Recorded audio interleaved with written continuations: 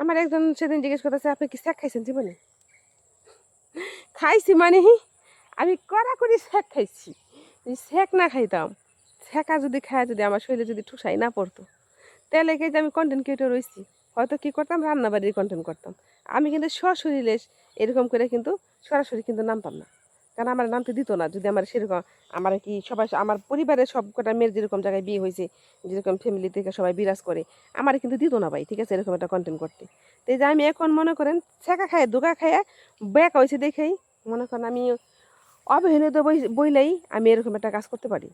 তো মনে করেন সব ফ্যামিলি তারা এক না, হয়তো করতে পারেন যে বড় বড় কন্টেন্ট ক্রিয়েটার কি তোমার মতনই না, আমার মতো না, তারা খুব ভালো, তারা ভালো ভালো কন্টেন্ট বানায়, কিন্তু আমার ফ্যামিলি থেকে কিন্তু আমার দিত না বানাইতে, ঠিক আছে।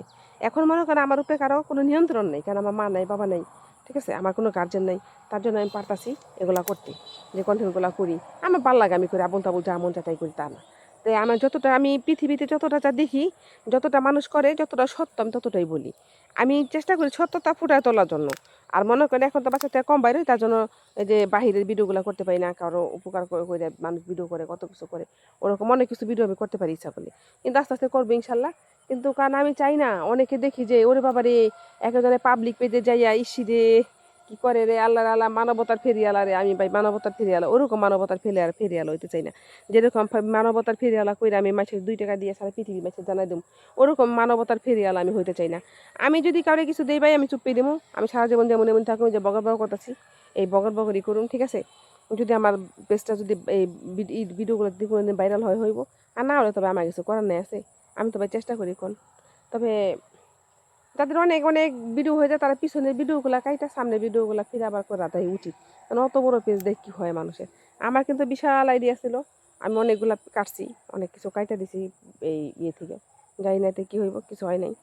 কিন্তু আমি যতটা বুঝি যে মনে করেন যদি আঘাত না পাইতাম তাহলে কিন্তু এত কথা বুঝতাম না। আর আঘাত না পাইলে যদি আমি শুধু আমার ফ্যামিলির ভিতরে থাকতাম, ঠিক আছে, আমি কিন্তু এত কিছু বুঝতাম না, পৃথিবীটারে ভালো করে চিনতাম না।